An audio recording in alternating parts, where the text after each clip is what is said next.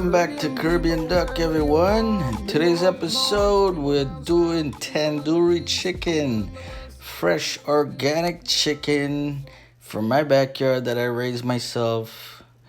And we're doing it tandoori style, full of flavor, a little bit of spiciness to it. Happy Thanksgiving, everyone.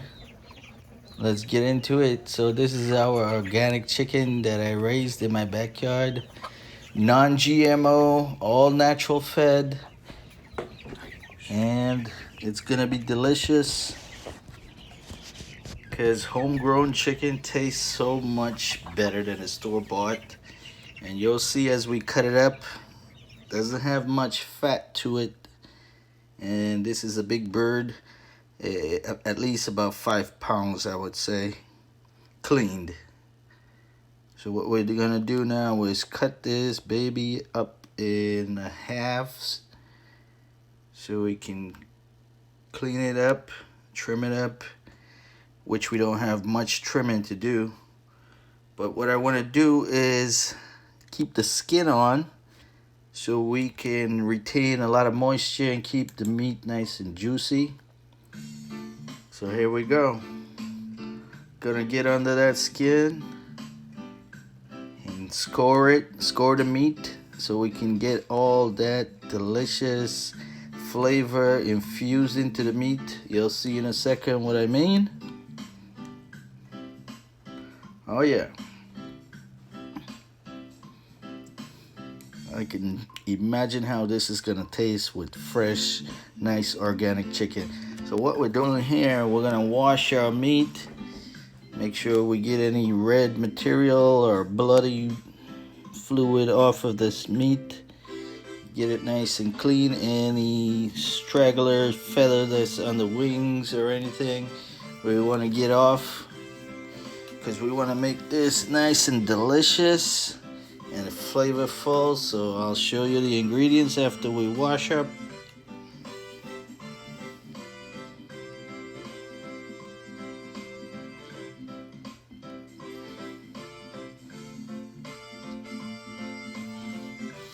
Yep, you don't want to serve folks with feather on the wings, because this is homegrown and home plucked and home clean.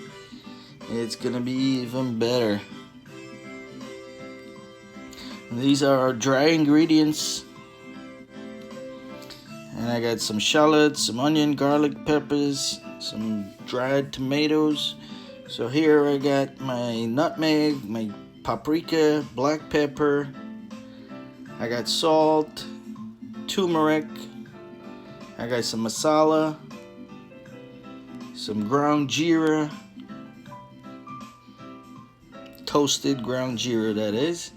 And if you want to make it more spicier, you can add more peppers. So I have my chilies, I'm gonna add some scotch bonnet, and I'm gonna add my tomato, ginger, and my garlics and shallots. You can use onion just as well.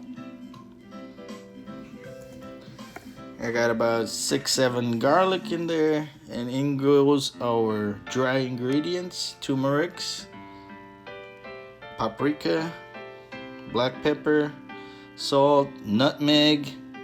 Oh, and I have some allspice to go in there too for extra flavor. And here goes our massala and geera mix.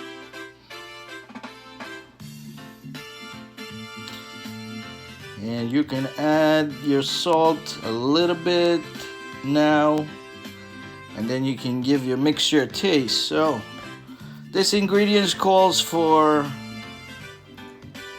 fenugreek leaf, but I'm gonna substitute the fenugreek leaves for some Spanish oregano leaf that I just put in there.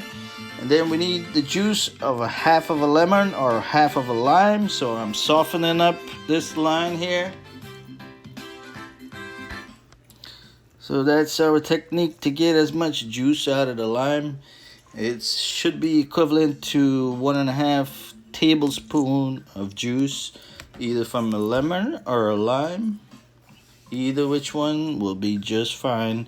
We just need that citric acid to get into that meat so that all the ingredients can be absorbed. I'm gonna add about 3.5 tablespoons of olive oil.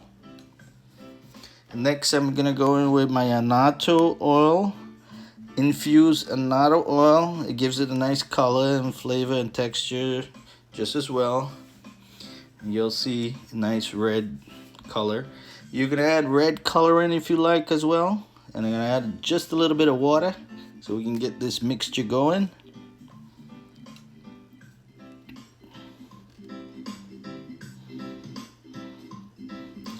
And we're gonna blend everything up nice and puree. And you'll see what we look like in a second. We want it nice and thick, but it needs to be pliable just as well. So you're kind of making like a nice curry paste with all that nice aromatic essence and spices.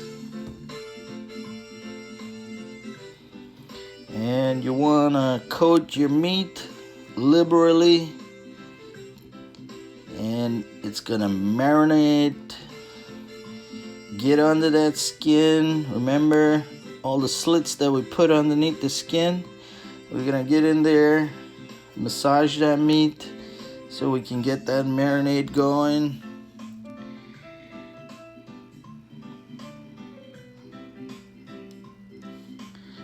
So the key to this again is we're keeping the skin on so we can retain the moisture when it cooks. A lot of people make that mistake and they remove the skin because they want to do the healthy thing.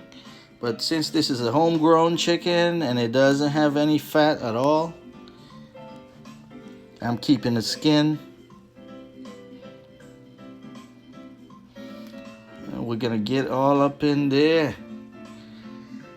Get that marinade going in all the crevices so it can get infused into that meat.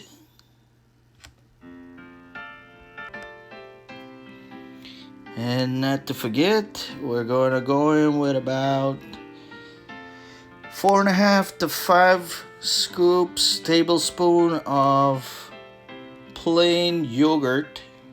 The yogurt balances out the spices and the turmeric and the curries, so the yogurt balances it out and make it a nice creamy, and it's gonna marinate into the meat and taste wonderful. So that's one of our key ingredient there as well. It's yogurt, plain yogurt, non-flavored yogurt.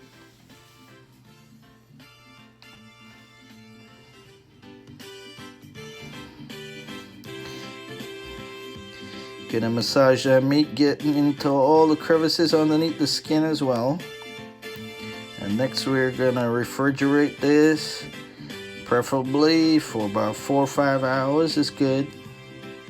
Or even if you want to do an entire day, put it in your refrigerator.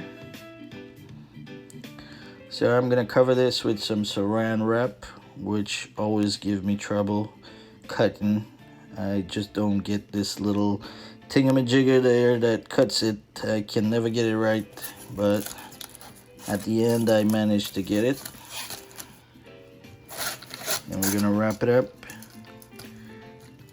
and put it in the refrigerator.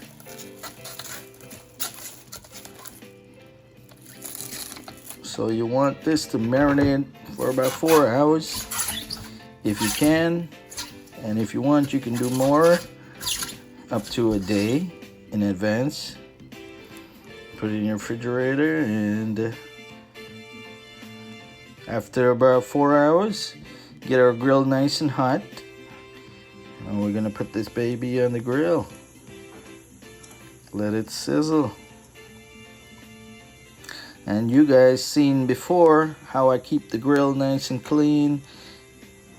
You clean your grill with a nice fat onion so it makes it non-stick, and you let that go in a nice medium heat, about 150 degree.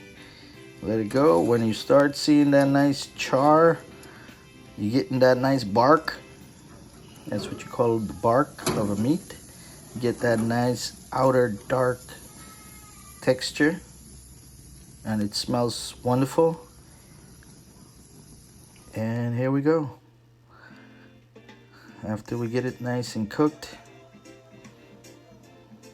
we plate it up with some nice beans and rice. At this point, people, if you like this video, please give me a thumbs up, like it, share it, subscribe, ring that bell. And I want to thank you